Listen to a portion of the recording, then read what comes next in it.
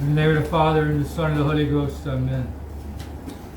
We're still considering the three kings. These kings had great faith.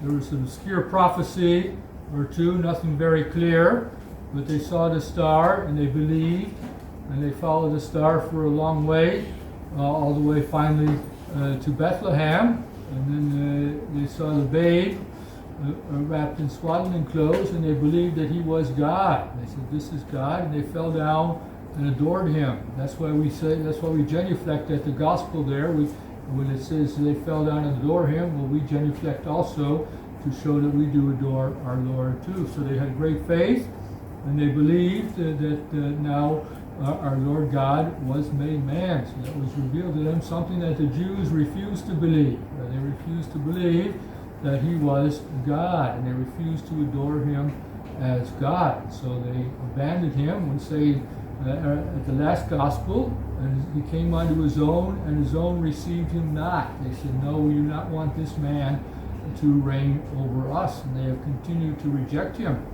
So this faith is a very precious gift, and we have to know by faith that yes, we adore the same God, but we adore him under appearances of bread and wine. We adore him in a manner that's not clear. So we need faith to say, yes, we do believe. And this faith that we have to retain.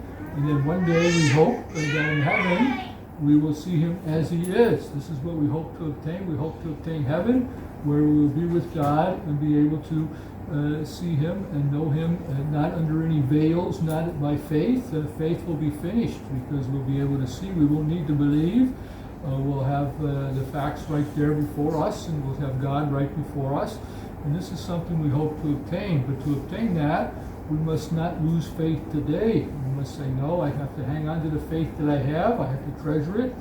I have to always guard it and not endanger it. And this is what the problem with going with the conciliar church is, and going with the new mass is. The new mass was designed to make people lose the faith. And it was very successful. It was well designed, and people who went to the new mass mostly did lose the faith, and those that go to the new mass today mostly do not have faith. They do not have a supernatural faith. The priests do not have a supernatural faith. And so this conciliar church is the work of the devil to take the seed, the evil one taking the seed of faith out of people's hearts and saying, destroying it, and taking it away from them. And this is why we have to stay far away from the conciliar church. We have to say, I can have nothing to do with that, because I need to avoid anything that might endanger my faith. And this is something that endangers the faith even more than some false religion, because we won't be deceived by a false religion. I don't think if we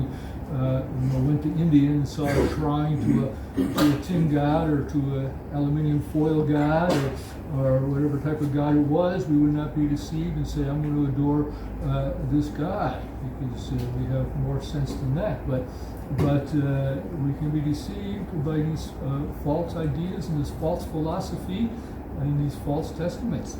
So the kings had great faith, and we need to have great faith today. I mean, it takes great faith to overcome the world today, not just ordinary faith, but truly great faith and great confidence in God. And we need to have great hope to obtain heaven. So we've got to ask Our Lady always for this, and ask her that we might fly away from any dangers to our faith, and not go boldly where the angels fear to go. We don't want to go. If the angels fear to go somewhere, well, we don't want to go there either. So we have to say no. We have to avoid all these things and keep our faith pure and uncorrupted. In the name of the Father, and the Son, and the Holy Ghost. Amen.